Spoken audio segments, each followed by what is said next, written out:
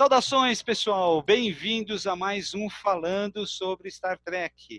Hoje nós vamos falar do episódio 7 da primeira temporada de Picard, cujo nome é, Murilo? Nepente. Nepente. Como vocês podem perceber, o sacana do Engler não veio hoje, mas ele deixou um videozinho pra gente aí, e eu vou colocar ele agora, antes de a gente começar. Jonan True Trekkers. E o que foi o episódio 7 de Star Trek Picard? Sensacional. E um dos aspectos interessantes é o filho da Deanna Troi, o Ted. Na verdade, o nome dele é Thaddeus Riker, uma homenagem ao ancestral do Riker que lutou na Guerra Civil Americana e que é citado em Voyager, temporada 2, episódio 18, Desejo de Morrer. É muito interessante, é um episódio que vale a pena ver de novo, sobre os dilemas e as questões filosóficas da morte, da prisão perpétua, dos dilemas do ser humano, dilemas que nos caracterizam, como dizia McCoy, e que tem tudo a ver também com o livro que o Capitão Hughes está lendo. Nós sabemos, já vimos, é sobre a dor existencial de saber sobre a morte que um dia virá a todos nós da espécie humana. Não perca detalhes como esse, teorias e debates sobre a série aqui no nosso link dos Star Trekkers, ou aqui no link dos Star Trekkers no canal Nerd Trekker. Absolute candor para vocês. Bom, como vocês podem ver, ele estava todo perdido, falando que tinha um link para cima, um link para baixo, não é nada disso. A gente está aqui dentro e nós vamos conversar um pouco sobre Nepente. Nepente foi o episódio 7, ou seja, nós só temos mais 3 episódios para o final. O 8, 9 e 10. Estamos chegando na reta final da primeira temporada de Star Trek Picard. E neste episódio a gente teve algumas referências ao passado de TNG em especial. E a gente vê que Picard ocorre num universo um tanto quanto diferente daqueles que a gente está acostumado, né? Em vez de descobrir novos mundos, novas civilizações, ele está se empenhando mais em descobrir os podres do próprio universo, do próprio local em que se passa, né? E ele mesmo, ele está toda hora sendo questionado por todos os outros participantes da temporada. Mas sem mais delongas, vou deixar aqui a Edna falar um pouquinho o que ela achou desse episódio Nepente. Fala aí, Edna, o que você achou? Bom, boa noite a todos, boa noite a vocês, meus colegas e o pessoal que está assistindo. Olha, bom, eu, como sempre, como todos os outros, eu adorei. E o que eu percebi, assim, não sei se eu vou passar para frente, mas o que eu percebi é que, assim, até agora, vamos dizer, até o episódio anterior, o Picard estava sendo muito maltratado, desmoralizado, ele, né, o pessoal tratando ele mal, não reconhecendo, né, o valor dele. E a partir do episódio anterior, que ele encontrou o Ryuk, que o recebeu bem, né, que demonstrou aquele carinho por ele, então eu acho que aí a gente está vendo agora uma outra, pelo menos nesses episódios, eu vi essa mudança. Ele chegando para visitar o Riker, né? Então todo mundo, o Riker e a Deanna recebendo ele de braços abertos. Então foi gostoso ver isso, porque a gente viu que ele né, foi bem recebido, né? Eu senti aquele clima de amizade, de carinho por ele. Isso não impediu da Troi dar uma chamada nele quando ele falou aquela... Tá certo, sim, tá certo, tinha que dar mesmo. Mas você vê que, apesar de tudo isso, ele roda muito em torno da própria culpa do Picard, né, Murilo? O que você tem a dizer a respeito disso aí? Esse episódio foi 100% emoção, é totalmente voltado para o coração mesmo. Inclusive para aqueles que têm coração de deutério, de urânio. Mas foi muita emoção do começo ao fim, não só por revermos nossos personagens que a gente tanto gosta e vermos como a vida seguiu para eles, com uma vertente até muito triste, né? Mas eles estão vivendo bem, e o clima de emoção, de de sentimento de família, foi presente no episódio inteiro. Mesmo quando a gente estava não só vendo o Picard com o Troy e o Riker em Nepente, como também na La Sirena, né? A Raffi, junto com a nossa doutora Jurati, né? Ela estava tentando uma conexão ali emocional com ela. E no Cubo Borg também, né? O Nerek, o Rio, junto com o nosso espadachim favorito, Elnor, ele também criou Elner. ele também criou uma conexão ali, um vínculo emocional. Então, os 3 núcleos, né? Foi somente emoção nesse episódio. Foi muito, muito, muito, muito forte. Todos os episódios de Picard até agora puxam um pouco mais pela emoção e menos para a ação, né? Inclusive, muitas críticas, ainda que sejam poucas, né, mas das críticas existem, é justamente porque ele fugiu um pouquinho de Star Trek nisso, né? Mas no começo já da apresentação de Picard, lá nos idos do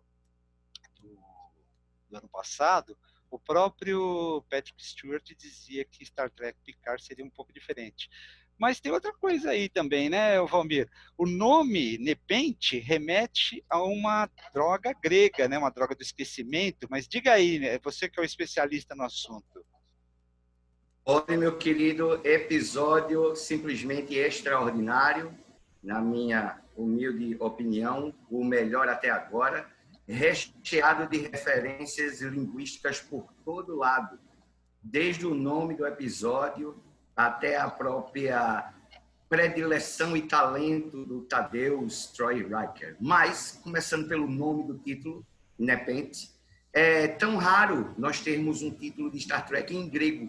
Já tivemos vários títulos em latim, mas esse primeiro em grego, uma referência clara, direta à Odisseia de Homero, onde Helena de Troia dá um fármaco, uma droga do esquecimento para Termófilo, né? Então, Nepentes Pharmacon é o nome no remédio, que significa literalmente sem dor. O né significa não e o pentos, dor. E a gente vê que durante todo o episódio foi permeado de dor. Sem alongar muito agora, mas o nome dos filhos do casal, Troy e Riker, a própria dor do Picard, a dor da Soji, a dor do Hughes, a dor da doutora Jurati, é dor para todo lado, meu amigo. Era um episódio chorão. Eu tenho certeza que a Edna chorou nesse episódio, né, Edna? Fala a verdade. Quase, viu? Ah, não mente, Edna. Se você é chorando, quase chorando. Eu segurei as Precisa lágrimas. mais pra fazer chorar? Não, a Edna é emocional, vai. A gente tá com ela sou aqui justamente por causa disso. Uma manteiga. Eu tenho que declarar que os ninjas cortadores de cebola passaram por aqui também, viu? Verteu água dos meus olhos. Bom, então eu sou mais frio, eu não verti água, não. Na realidade, você tocou no assunto, né, que a gente começou a falar do nome de Nepente. Os nomes do Ted, né, que é Tadeusz, que é o filho do Riker e da Troy, assim como o nome da Kestra, que é o de ambos, eles derivam de personagens que já foram apresentados na série em outras ocasiões. Na série, eu digo, na nova geração, né? O Ted, né, que é o Tadeusz Riker, o filho dele, é o nome de um dos ancestrais da Guerra Civil Americana, né? O próprio Engler falou aqui no começo, um dos ancestrais do Riker, né? E outra coisa que eu achei interessante também é que a Kestra aparece aí. Kestra era o nome da filha da irmã da Diana, que morreu antes dela nascer, na realidade, né? Então, eu não sei nem se foi antes ou não, de qualquer maneira, eu lembro que teve... Foi antes, né? Então, e ela acabou dando o nome para a filha, né? Uma homenagem. Então, nós temos aqui os 2 filhos homenageando ancestrais do casal aí, né? A Kestra, inclusive, aparece, né? Se lembra, aparece na temporada 7, no episódio The Dark Pages, que tem essa referência a Kendra. Mas aí tem outras coisas também que rolam por aí, né? Logo no começo do episódio, a gente tem o que mostrou, como todos os episódios de Picard têm ocorrido até aqui, ele sempre dá um review o que foi antes, né? Nesse caso mostrou a Agnes, né? A doutora Agnes, eu sempre esqueço o nome dela, como é que Jurati. Jurati. Agnes Jurati. Jurati. Agnes E ela, Jurati. isso, ela tem um elo mental com a Comodoro O. E nesse elo mental, a gente vê um bocado de coisas ali, né? Não tantas. Super rápido. Super rápido, né? E o Murilo pode falar alguma coisa disso? Ou o Valmir quer falar alguma coisa disso? Olha, eu acho que posso começar. Murilo também fica à vontade para falar quando quiser. Então, Ali, claro. olha, passaram aquelas sequências de imagens impactantes, interessantes para a trama, mas passaram em velocidade de dobra, viu? Deu trabalho para pegar todos os detalhes ali, mas olha, ver essas imagens despertou uma série de teorias, de possibilidades. E aí eu queria que o Murilo, que fez algumas delas durante essa semana, compartilhasse com a gente. Eu vou então passar aqui então um pouquinho dessa cena que passa em velocidade de dobra, e aí a gente pode até discutir um pouquinho em cima disso aí. Vou deixar até a Edna e o Murilo falarem um pouquinho em cima disso daí. Aqui nós vamos ter justamente quando a Comodoro O vai fazer o elo mental com ela. My mind to your mind. My thoughts to your thoughts.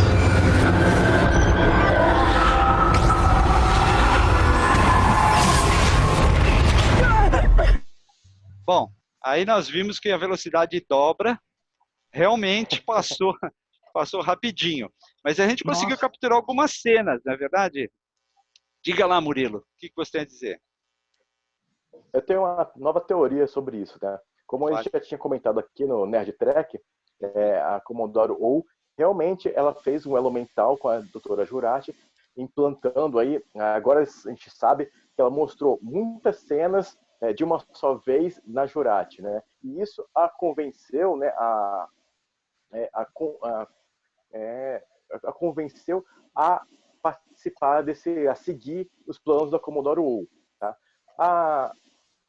E uma coisa que a gente não tem dúvida disso, ou pelo menos achamos que não temos dúvida, é que Comodoro O, na nossa nova teoria, é que ela não faz parte desse universo, tá?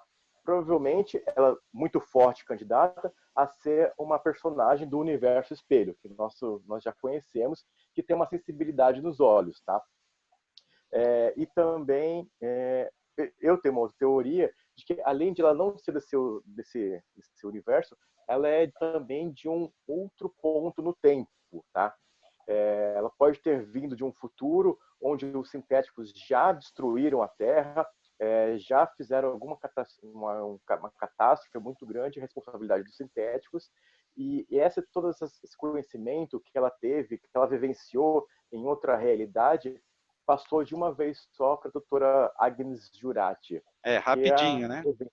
Muita informação, muito sentimento que a convenceu, que mudou da água para o vinho a Jurati. A Jurati estava lá no Japão, tranquila, comendo a sua marmitinha ali, olhando a paisagem, e de repente chega e coloca uma bomba de informações nela e que a transformam a partir daquele momento. Inclusive, nesse episódio, é a segunda personagem que leva uma bomba de informações em cima, né? Nós temos a Soji também, que levou... A gente não pode esquecer que do episódio anterior é uma continuação de tipo de meia hora depois para esse episódio, né? Ele simplesmente atravessa um portal, sai lá no planeta do Riker com a Troy, ela ainda está assimilando que fez algumas coisas esquisitas, e aí vem uma cacetada de informação jogada em cima. Mas aqui tem mais essa cena aqui que parece aqui é justamente uma das que a gente conseguiu capturar, onde o planeta, que aparentemente é a Terra, né? Pode ser qualquer outro planeta azul, mas aparentemente a Terra, ele começa a sofrer algumas catástrofes, né? Nós temos aqui outra cena também interessante, isso aqui já é um dos coelhos lá do... Isso é spoiler do spoiler. O coelho unicórnio. É um coelho unicórnio. Mas diga lá, o que você tem a dizer disso daí, Edna? O que você achou desse elo mental aí que aparece? Porque tem algumas cenas também que tem a explosão da Terra, né? Então, tem essas teorias aí que eu estou vendo vocês falarem que dela vir do futuro. Do universo espelho, eu acho até que pode ser, mas do futuro eu não sei, porque eu acho meio difícil, porque essa reunião que aparece aí não é uma coisa que é de longe, é uma coisa que é deles ali, faz parte, né? Até daquele grupo das monjas lá, não sei. Quat Milat. É isso, Quat Milat. esse nome difícil aí. Mas é uma Então, coisa que as teorias aí, eu até entendo o seu ceticismo. Eu acredito que ela ser do universo espelho só é uma jogada por causa do óculos. Mas não quer dizer absolutamente nada. O que aconteceu no universo espelho necessariamente não acontece no nosso. Eu não não, sei, entendeu? O universo é outro espelho universo.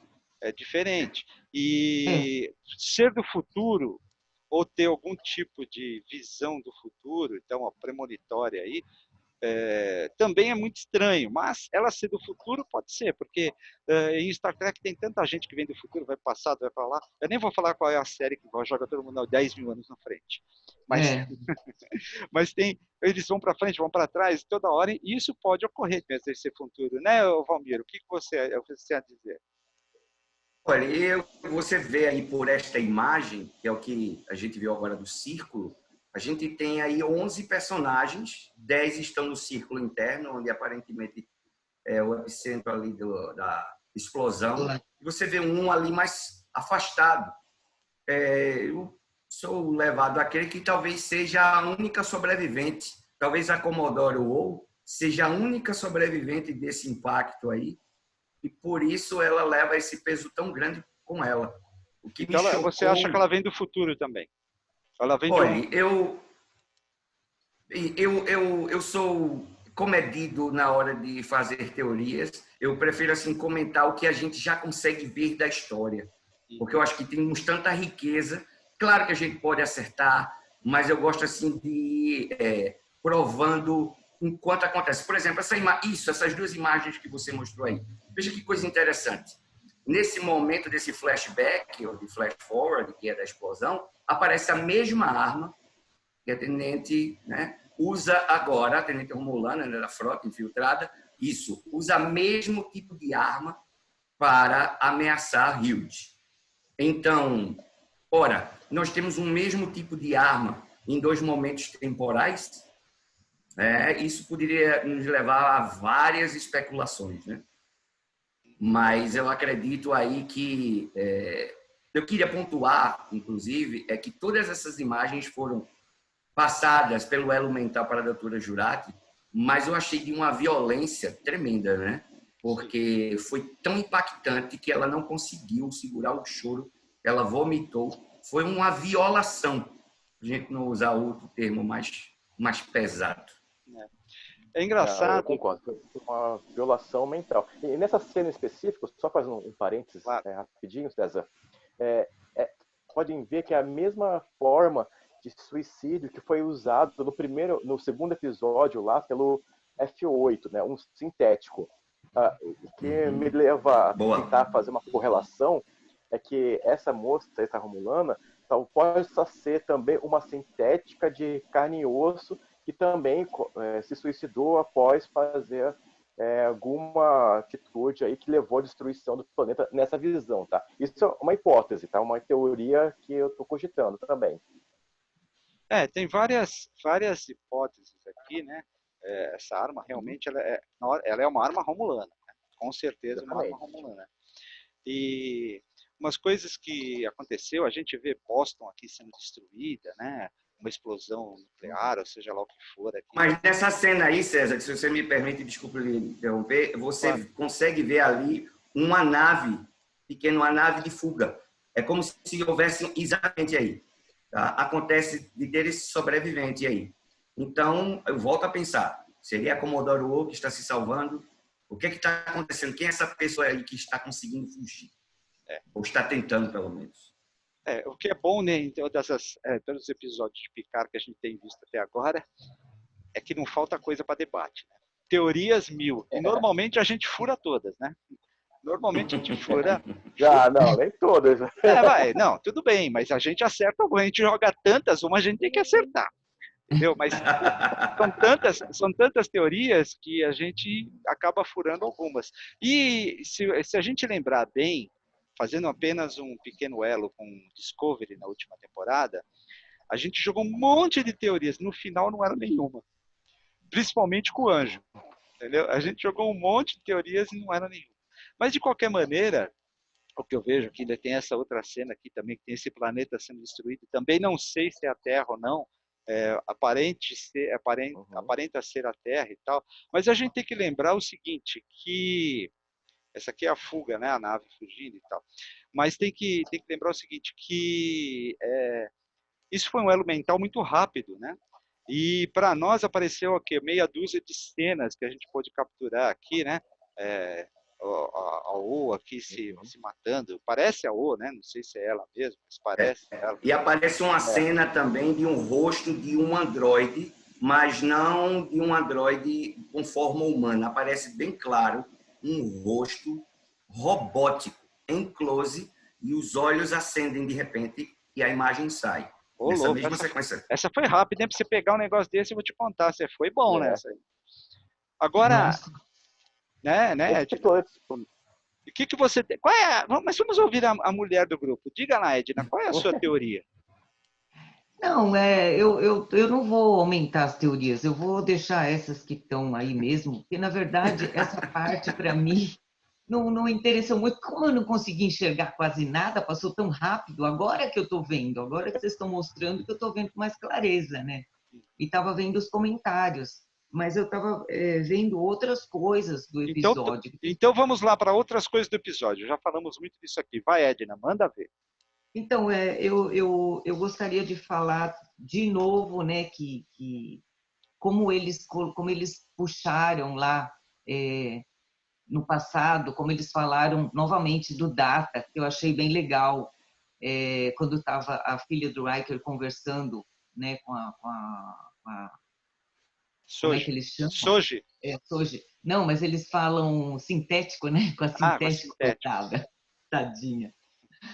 E ela falando, né, dos superpoderes, que não sei o quê, um monte de coisa, e a filha deles lá falando, mas que não, que o Data, ele sempre procurou ser humano, então o sonho dele, aliás, o que ele mais queria era o quê? Era sonhar, era conseguir contar piada e dançar aquela dança de salão que ele tentou lá, até conseguiu com a doutora, e também conseguiu sonhar, né, vamos dizer, em termos, o pai dele lá, o Dr. Sung, incutiu aquele sonho que ele começou a ter. Então, que tinha o telefone aqui, né? Que tinha o telefone aqui. Isso, que ele foi juntando, ele fez aquele monte de pinturas para poder juntar, e no fim tinha uma mensagem ali naquele sonho, né? Não era por acaso. Esse episódio aí ele foi carregado de referências ao Data, né? Graças à filha lá, a Kestra, né?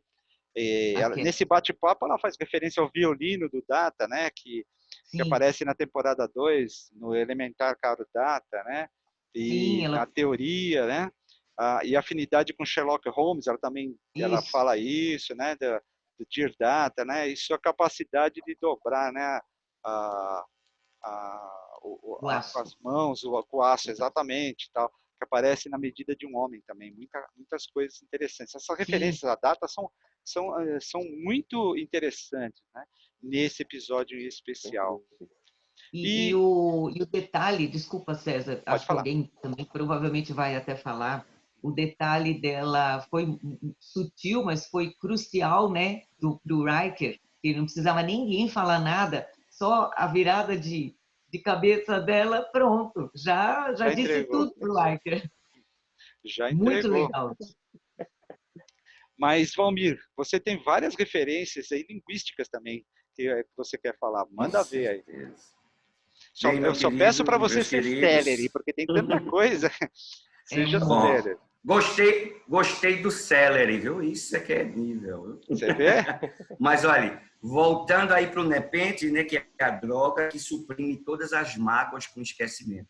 Então, aí eles estão sofrendo, os Troy Rikers aí vão para o planeta para que o filho possa se recuperar, para tentar deixar aquele sofrimento para trás. O Picard está tentando deixar o sofrimento para trás. A Soji começou a se conhecer, está tentando deixar o sofrimento para trás. E que sensibilidade, infelizmente, zero do Picard, de quase na mesma frase dizer que ela era uma citética, que a mãe morreu.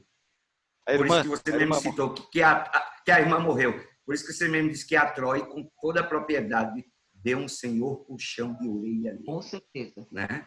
Verdade. Outro detalhe interessante ali, um Warner Egg, é quando o Picard está hospedado onde? No quarto do filho deles, que acabou de falecer, aparece um troféu, que tem um troféu de arco e flecha. A irmã desenvolveu essa habilidade por conta do amor pelo irmão. E tem um troféu ali com o nome dele, Tadeusz Troy Riker. E aí ele era um menino, um adolescente que tinha como hobby criar línguas. Criou pelo menos 12 línguas. Será que eu gostei dessa parte no episódio? Não, eu acho que não. Será que eu fiquei apaixonado por isso? Você detestou essa parte. Ardani, que significa lar, o nome do planeta. Todos os nomes escolhidos a dedo. E veja só, eles escolheram o nome dos filhos. Escolher o nome dos filhos em várias culturas é algo muito importante. Em culturas como a mexicana, só se escolhe os filhos. Na cultura asteca, quando eles tinham por volta de 7 anos de idade, depois que se observava a personalidade. Eles escolheram, em homenagem à irmã falecida, em homenagem a um parente que trazia honra e boas memórias para a família. Então, eu acho aí que não é nada à toa porque foi escolhido esse nome, né? Toda esse Nepenthe é no sentido de fazer com que as mágoas elas fiquem para trás, que elas desapareçam com o esquecimento. Tá aqui o que você falou aqui, é justamente a cena que aparece o Exatamente, troféu. aí. E aqui a gente tem o Tadeusz Troy Riker, que é o troféu dele, do rapaz aí. E aqui, quando ele era garoto, ainda com o Picard almirante ainda aparecendo no colo dele. Né? No mínimo icônico, eu me lembrei do dia do Capitão Picard com as crianças. E aí ele com uma criancinha. E o Tato, aí depois o Riker fala para ele, olha, você está tratando com um adolescente, que é a Soji. E ela vai dar a você muito mais trabalho do que você imagina. E você não está preparado para isso, não. Como os papéis se invertem. O Riker agora, do alto da sua experiência como pai, de ter criado 2, ensinando ao Picard. É engraçado que você tocou nesse assunto aí também. Eu tenho uma coisa que vem por aí. Quem será o tal do Capitão Reed Crandall, com quem a Kestra se torna amiga lá, né? Será que esse estranho não vai acabar aparecendo em outros episódios aí para frente? Nós temos mais 3 aí para saber se o cara não vai aparecer aí, né? Guardem esse nome. No próximo. Ele é conhecido do Riker, né? E é conhecido do Picard também. Do Picard também? Não sei. O Picard fala, quando ela fala desse Diz que ele é mais velho do que o próprio Picard. Né? Isso. O Reed Crandall é o nome dele. Um personagem adorável, viu? Um personagem adorável, a filha do casal, porque a Kestra, né? Porque ela foi maravilhosa. Fiquei apaixonado por ela.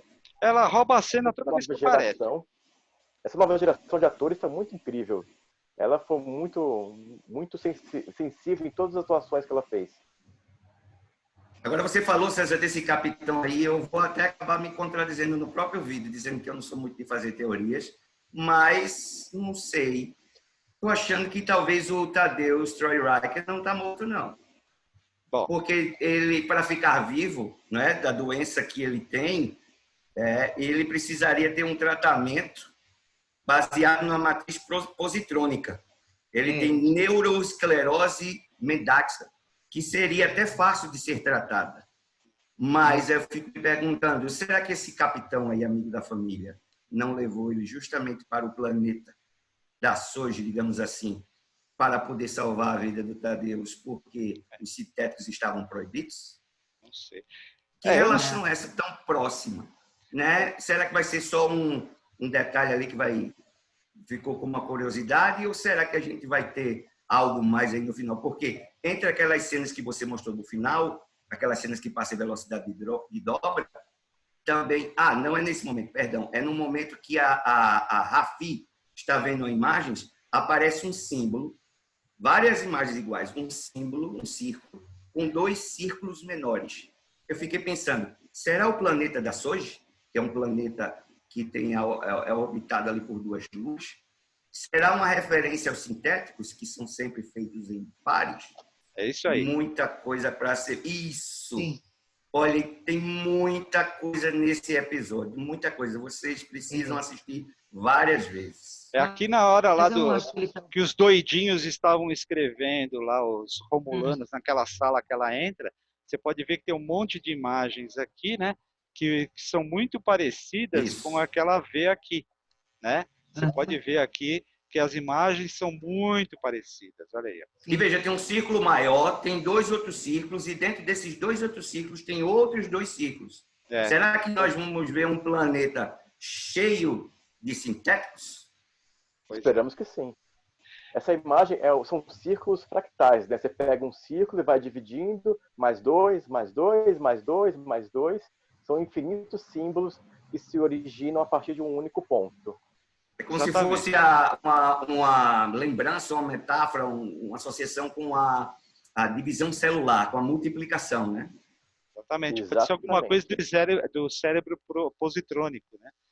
Mas sempre, né, ramificando para 2 lados somente. Exatamente. Uma coisa que me lembra aqui é da teoria dos Romulanos serem os criadores dos Borg, né? E terem lá um interruptor qualquer, uma coisa qualquer que a gente já comentou no episódio anterior aqui, é justamente isso, que quando eles tentaram simular os Romulanos, se deram mal e aí acabaram perdendo o cubo, que acabou virando o artefato de posse dos próprios Romulanos, né? Agora, nosso tempo está quase no final aqui, mas eu queria falar a respeito também do que se passou na nave, né? Quando eles estavam fugindo dos Romulanos, e nós temos lá o Rios, a Agnes, né, a doutora, e mais a comandante lá, Rafi. A Rafi.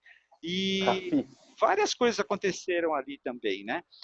Uma coisa que me chamou a atenção desde o episódio anterior é que o doutor, o HME, ele presenciou a Agnes, né, praticamente matando, né, o Maddox. Exatamente. Ele presenciou, ele foi uma testemunha. E ela desliga ele, e ele volta e não fala nada, né? Fica uma coisa assim meio... Eu não sei se ele teria autonomia ou não para falar, né? Não sei, ainda é um programa, de qualquer maneira. E ele demora para aparecer. Eu achei até que ele não apareceria quando ela come aquele bolo lá, que ela está totalmente arrependida, e ela quer colocar para fora aquele rastreador, e aí ela toma aquele veneno lá, que eu nem lembro o nome. Agora, o Valmir não, acho que o Murilo tem o nome, né, do veneno que ela toma, Murilo, o que era lá? Você lembra? Não, ela tem um rastreador, né? Ela engoliu um rastreador, né, que ela teve que mastigar para poder ter... ela tem um nome, mas eu não lembro agora, não. Não, mas tudo bem, é alguma coisa radiográfica, de rádio. Radioativa, né? Radioativo. Fala, Ed. Ele demorou muito, esse HME, as pessoas ficam passando mal e ele não aparece, ou chama, mesmo a Rafi, quando ela começou a passar mal lá, a doutora, a loira lá, e ela ficou chamando, e ele não apareceu. E mesmo quando ele apareceu, que depois ele foi avisar o Rios que ela estava em coma, ele ficou olhando para ela, não fez nada. Eu falei, mas que raio de médico é esse? Inclusive, nós temos a cena aqui, justamente nesse momento aqui que ela está tendo os problemas, aí ele demora para aparecer, e aí ele corre lá e tal, e aí parece que ele fica meio perdido, Que raio de médico é esse? Pois é, ele fica a sensação que eu tive foi que quando ele apareceu, ele está em pé, assim, na altura, digamos, dos olhos ali, de uma pessoa de pé, e aí ele não consegue vê-la no primeiro momento. Aí ele olha para baixo e a vê, e ele não tem muito tempo. Então, quando ele percebe, ele já corre direto para ela. Ele teve e ela perde de falar outra coisa. Ela entra em Outra coma. coisa também que é interessante aqui, que a gente não pode deixar de comentar, é justamente sobre o nosso elfo preferido brigando com a nossa vilã preferida, que agora é a nossa vilã preferida, a Romulana lá. O nome dela era, esqueci o nome dela agora. Lisa. Não, mas ela tem um nome Romulano lá. É. Eu esqueci o nome, eu tinha marcado em algum lugar. Narista, né? E a Tenente Riso, que é assim, ela tem. Inclusive, eles têm a faca que ela usa, ela é semelhante à faca do Shinzon em Nemesis. Sim. É a mesma faca que tem duas pontas. Exatamente. Se eu tivesse aqui a cena, eu ia mostrar isso. Na hora que eles estão lutando. É a mesma lá. faca romulana. Hã? Fala. É a mesma faca romulana usada em Nemesis em 2002. Isso, Tem exatamente. um fabricante nos Estados Unidos que faz só props, né? Só artefatos para a Jornada nas Estrelas. E eles voltaram a contratar esse cara para Picard. Interessante. Então ele repetiu a arma, né? O armamento. Exatamente. Muito legal isso aí. Só aqui você encontra isso, hein? Só aqui você encontra isso. Falando de coisas que voltam, lembrando que a doutora Jurati, antes de aplicar essa medicação e passar mal e entrar em coma, ela fez uma citação direta a algo que apareceu no episódio 7 da primeira temporada de Discovery. Ela disse, eu poderia ser a pessoa divertida da nave, disse assim, vamos esconder ali atrás do asteroide, ou então dentro de um Gormagander. Gormagander. E aí o nosso querido... Espacial. Isso, o nosso querido malfeitor Moody apareceu ali no episódio 7 da primeira temporada, saindo de dentro de uma Gormagander. E, inclusive, isso foi citado quando foi lido na Frota Estelar dos crimes deles, foi lido como um dos crimes. E o oficial que leu fez uma expressão de nojo, diz, né, o texto. Ele disse, como é que você conseguiu? Eu disse, coisas que se fazem. Tá aqui o Muddy saindo de dentro do Gormagander. Que nome desgraçado que eles arrumam. Né? Gormagander. Isso. Uma baleia espacial. A baleia espacial. Mas já que você citou nisso aí, também tem outra referência aí, né? Que o Riker, durante a reunião da família, eles comentam lá da Fenda de Taiken, que é uma anomalia espacial batizada com o nome da Capitã Bella Taiken, né? Que foi o primeiro encontro registrado com esse fenômeno. E a Diana teve uma experiência única nesse fenômeno aí, que ela ficou presa junto com a Enterprise no episódio da 4ª temporada de TNG, o Night Terrors, que também tem essa referência.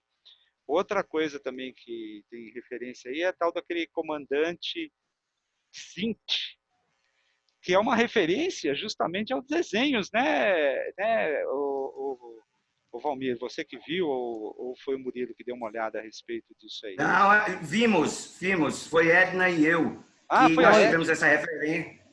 Tivemos essa referência Discovery e tivemos a outra referência. Isso, Edna, pode falar. A série animada. Eu questionei, né? Eu falei, ninguém vai perguntar o que é, vai ver o que é essa raça que o Riker... Aliás, não, que casa bem segura deles, hein? Parece uma nave. Vocês perceberam? Shields up, a primeira coisa que ele fala. Nossa, ainda tem um Decocker. Achei demais. Queremos esse sistema de proteção nas nossas casas. Nossa. É verdade. E essa imagem aí muito interessante, né, da raça, da espécie, melhor dita, que o Riker cita, né, e que é uma referência direta à série animada de Star Trek. Então, essa era uma espécie belicosa, um Felídeos, e agora reconhecida, né, no cânone, a série animada de Discovery também aparecendo em Star Trek Picard. Star Trek, todas as suas manifestações. Continuando o que você falou aí, só um minuto, o episódio de Taz, né, a série animada, é a Arma Escrava, que se chama. E também existe uma referência aos Kaitianos, né, que devem ser descendentes, que são aquela raça de gatos também que tem depois, só que eu não tenho aqui a referência, mas eles têm o livro Mundos da Federação, eles fazem uma referência aos Caitianos aí, como sendo como se fossem os Romulanos e os Vulcanos, como se tivesse uma certa descendência desses Caitianos, que inclusive estiveram em guerra com a Terra, né? Um período aí eles estiveram em guerra com a Terra. Mas o Murilo também queria falar alguma coisa, né? O que você queria falar, Murilo? Duas coisas. Sobre os Caitianos também, aproveitando, tinha uma nota de produção falando que no episódio que apareceu a 7/9, né, no penúltimo episódio atrás, a Bigel a mulher lá que estava atrás das peças dos Borgs, era para ser uma Caitiana também, tá? Ela é para ter uma maquiagem de gato, de felina ali, mas na última hora resolveram não colocar uma máscara nela e foi como humana mesmo. Era uma Caitiana ou uma dessas aí, o Kizint? Não, uma Caitiana. A Bigel ia ser uma Caitiana. Que nem a gente viu, né, em poucas vezes no mundo de Star Trek, né? Mas aí na última hora resolveram não colocar. Mas o que eu ia perguntar, César, o que você achou na parte final da doutora Agnes Jurati, naquele momento ali que ela toma a injeção para anular o efeito do rastreador que a Commodore O implantou nela? Você acha que ali ela teve alguma redenção? Ela se arrependeu de alguma coisa e por isso tomou aquilo? Ou foi alguma encenação? Não, ela quase se mata, na realidade, né? Eu acredito que ela se arrependeu porque ela estava indo contra a natureza dela. Primeiro que ela não é uma guerreira ou nada disso.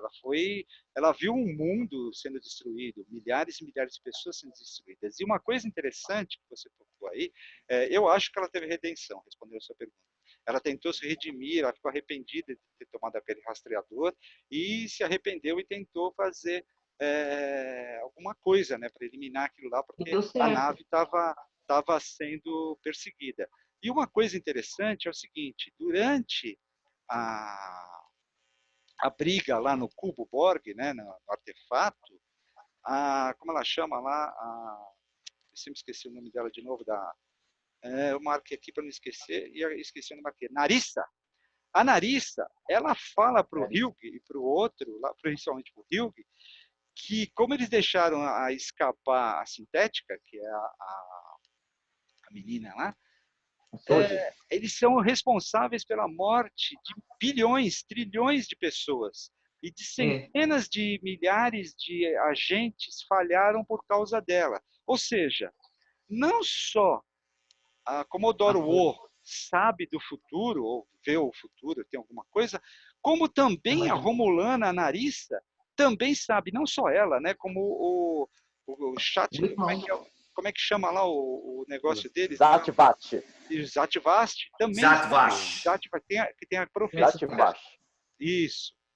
Zatvast. Que tem a profecia deles e eles têm, de alguma maneira, algum tipo de visão que levou eles, que talvez até essa mesma visão seja compartilhada entre vulcanos e romulanos. Porque eles se juntam com a Commodore O e a Narissa. Então, eles têm essa mesma visão, dizendo que milhões, bilhões, trilhões de pessoas vão morrer por causa dele. Daí ela acaba matando o Rio, que nunca mais vai aparecer. Né? Mas eu acho que ela, voltando à pergunta, frisando, eu acho que ela teve um ataque de consciência ali muito pesado, porque ela estava fazendo coisas totalmente antinaturais para ela, como assassinar um ex-amante e tudo mais. Agora... Deu certo o que ela fez, você viu que sumiu. Ela sumiu da tela lá do Narek, né? Inclusive o Narek, ele só fica aparecendo momentaneamente brincando lá com o cubo dele. Né? Ele não abre a boca. Só fica pilotando a nave e que o cubo... Acho que a única coisa que ele fala é quando ele está saindo do cubo, que ele fala que vai pegar a nave dele para a irmã dele, que é a Narissa. E a única coisa que ele fala é no episódio todo. O sinal tá bom. Entendeu? No episódio todo. Mas é um episódio muito emocional mesmo, né? Ela está muito sentida, a Soji, né? Porque foi traída, ela não confia em ninguém, então ela tem... Mas com razão, né? Tem, claro, razão. Em meia hora o mundo dela virou de cabeça para baixo. Entendeu? É totalmente fora de propósito. Eu concordo plenamente com todos a respeito do planeta onde está cheio de sintéticos. Eu não sei se está cheio de sintéticos, né? Que fala o ninho. O Exato. ninho é de onde surgem as crias. Exatamente. Eu espero que seja mesmo um planeta cheio de gêmeos, né? Todo mundo é gêmeo e todo mundo é sintético. Eu não sei se vai ser. Eu não tenho essa certeza. Eu espero. É isso que eu quero ver. Mas nós, como trekkers, nós amamos as referências, né? Os Gorner Eggs, como estamos chamando até agora, e a gente tem por todo o hábito nesses episódios mostrar muito deles, e hoje não foi diferente. Mas, assim, a gente foi informado pelos produtores que a série Picard seria um grande filme de 10 episódios. E aí todas as peças foram sendo colocadas no tabuleiro até agora. Nesse episódio, nós tivemos muita ação, nós tivemos perseguição, nós tivemos muito componente emocional. Foi assim, como se todos os outros episódios tivessem sido preparados para esse. A gente não tem como se emocionar sabendo que o Hugh morreu e a gente não vai vê-lo mais. Aquele abraço que o Riker dá no Picard, meu amigo, eu não aguentei. Os ninjas cortadores de cebola, a Diana Troy recebendo ele daquele jeito e depois com toda a autoridade dando uma bronca nele. A Soji descobrir que tudo que ela acredita sobre ela mesma não é verdadeiro. Saber que a Kestra perdeu o irmão e ela vive tentando respeitar a honra dele, vivendo o que ele preconizou, o que ele escreveu, o mundo que ela aprendeu, uma língua que o irmão criou. Ou seja, foi um banho, sabe, de emoção. É só emoção. Só emoção. E ainda temos mais os episódios 8, 9 e 10 para nos encher de emoção e, quem sabe, explodir a nossa cabeça. Na realidade, não ainda teremos, só teremos, né? Só, né? Que pena, só mais 3. Uma coisa também que a gente tem que lembrar é aquela parte em que o Rio está sendo perseguido. Rio não, o Elnor.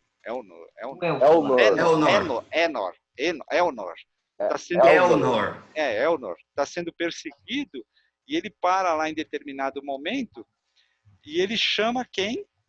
Justamente os Rangers, né? Ou seja, pode ter certeza que Rangers. Isso, e ele está tudo muito armado para Sete voltar, porque o Hugh, antes de morrer, ele fala o seguinte, que aquele apetrecho lá de transporte que está dentro da sala da rainha só pode ser acionado por quem tem implantes Borgs. Implantes Borgs. E ele chama os Rangers através do equipamento lá de chamada, entendeu? O que acontece? A Sete vai aparecer de novo, né? Tá tudo marcado. Vai aparecer de novo. Dando tiro em todo mundo. Isso. Eu quero saber spoiler.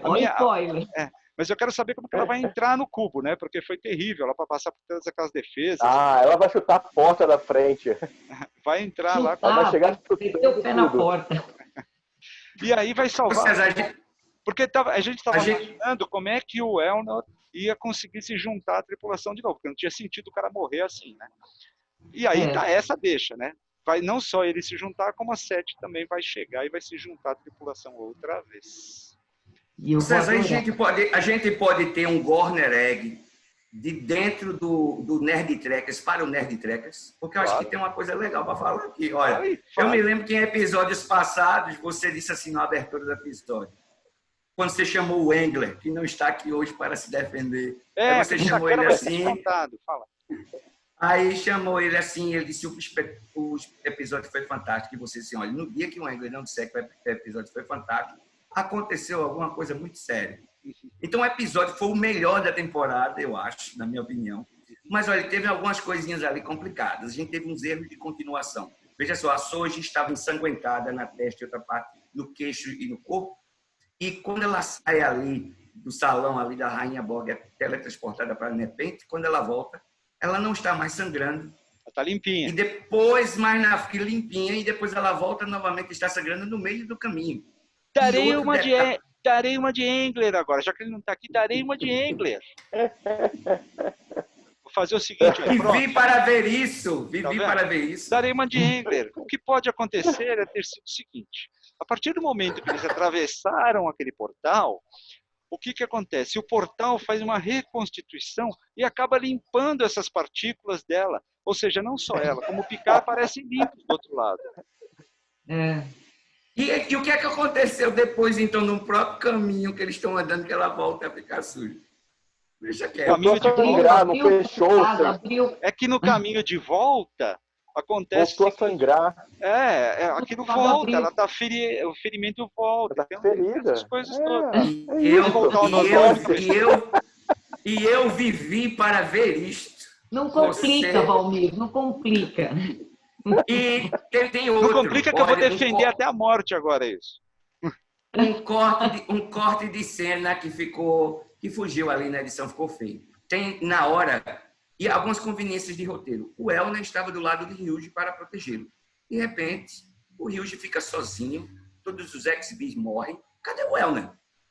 Como é que ele abandona o Hughes assim? Aí depois que o Hughes fica sozinho novamente, o Elner aparece. Só que é o seguinte, editaram com um delay. E na hora que ele aparece numa pontezinha assim, correndo, mostra como se ele tivesse parado e, de repente, como se alguém tivesse dito assim, ação. E aí ele corre de repente, porque quando jogam a cena para ele está parado e começa a correr. Isso Então, quando essa ele está correndo na escapou, hein? ponte, Eu teria que pegar essa cena aqui. Essa escapou, ele estava parado ali, ó. Ele estava na marca, as suas marcas. E aí, quando dá o ação, ele corre. Essa eu peguei também, viu? Então a gente tem que assistir de novo e pegar isso aí. E já que é pra falar de coisa ruim, né? Coisa ruim do episódio. Eu também, ó, as cenas do Cubo Borg eu não achei que foram tão bem executadas assim. Inclusive, foi uma conveniência do roteiro ali, o Elnor se esconder justamente numa parte de um cubo que é gigante, debaixo de uma mesa onde está um cartão dos Fenris pendurado ali, balançando. Até agora eu queria sopa. saber como é que aparece um cartão dando sopa debaixo de uma mesa. Como isso? Né? Darei uma de Engler. Engler diria, na realidade, olha aqui, ó, cortei o cabelo. Na realidade, o que acontece é o seguinte, ele sempre teve um cartão. Quando ele se esconde debaixo da mesa, ele tira o cartão do bolso, mas antes da câmera mostrar. Então o cartão estava sempre com ele. E aquele pega aquele cartão, Nossa, mostra. essa é a pior entendeu? explicação. Não, imagina. É perfeitamente Face palm. Perfeitamente Essa daí lógico. tá pior. Essa tá pior que a outra, César. Essa tá pior que a outra. Perfeitamente lógico. Perfeitamente lógico. Sim. Porque só conveniência com o Elnor. Como, de repente, ele aparece para salvar o Picard. Como é que ele aparece? Aparece justamente na hora e no lugar certo. Depois, ele decide ficar. De Engler. Não vou dar, não. Deixa, né? Chega. Depois ele decide ficar. Depois Aí ele está para proteger o Hughes. Depois ele some. Depois ele volta. Depois, mais uma vez, alguém mostra a ele. Meu querido, essa sua espada não vai dar certo contra essas armas, meu amigo. Desintegrando todo mundo. Mas até dá, né? Porque ele fica pulando pela parede deu, toda e até acaba deu. cortando a cabeça de todo mundo. Ele é rápido, né? Ele é rápido. Mas um elfo tem que ser rápido, né, cara? O elfo tem que ser rápido. Eu acho ele um personagem. Dos Anéis. Eu acho ele um personagem extremamente interessante, com muitas camadas. Foi criado por um grupo de mulheres num local reservado, com toda uma cultura de absoluta franqueza. Tem muita coisa para explorar. Mas, por enquanto, ele, para alguns fãs, está se transformando no mais querido, como foi o nosso saudoso Wesley Crusher. Wesley Crusher. É o ponto baixo, eu acho. O único ponto baixo do episódio foi isso daí. O resto, nota 10. Então não pode ser 10, né? Que tem um ponto baixo. 9,5, vai. Podia ser 12. Pois é. Então, perdeu 2 pontos. Virou 10. Não tem um ponto baixo, tem um ponto bordo. Mas tem coisas que são interessantes, né? Infelizmente a gente não conseguiu, acho que, levantar todos os episódios que dá para assistir, que são referências com esse daqui, mas a gente tem então, aquele de Voyager, né? A segunda temporada, o episódio 18, né, o Desejo de Morte. Tem também um episódio 7 da TNG, né, o Dark Pages, né, que a gente até comentou aqui já isso. E acho que tem mais um episódio também, que é da 6ª temporada, A Face do Inimigo. Eu até comentei esses episódios aqui, que seria interessante se o pessoal dar uma olhada nesses episódios, que são referências aqui dentro do vídeo. Mas, gente, eu acho que a gente já prolongou bastante, o pessoal está cansado de ver a gente. Falando. Eu espero que as pessoas que estão nos vendo até agora, muito obrigado, estejam se divertindo tanto quanto nós hoje, compartilhando com vocês, que é uma alegria estar compartilhando a tela aqui com vocês e rindo, né? E eu volto a dizer, eu vivi para ver César. A expressão de Engler. Eu já ganhei a minha semana. Deixa ele ver Vocês são incríveis. Bom, gente, eu queria agradecer a presença de todos vocês, meus amigos, mais um falando sobre Star Trek. Faltando 3 episódios para o final da temporada de Picard, e logo a seguir, em pouco tempo, a gente vai ter também a temporada de Discovery. Aí a gente volta para falar disso tudo. E aí, até a semana que vem, a gente está de volta falando do 8º episódio aqui. E vamos em frente aí com tudo isso. Eu queria agradecer a Edna, excepcionalmente, espero que ela volte mais vezes aqui. Murilo e Valmir, muito obrigado pela presença de todos vocês. E você que está nos assistindo aí, uma vida longa e próspera. E até o próximo episódio, gente. Falou, até lá. Tchau. Até mais.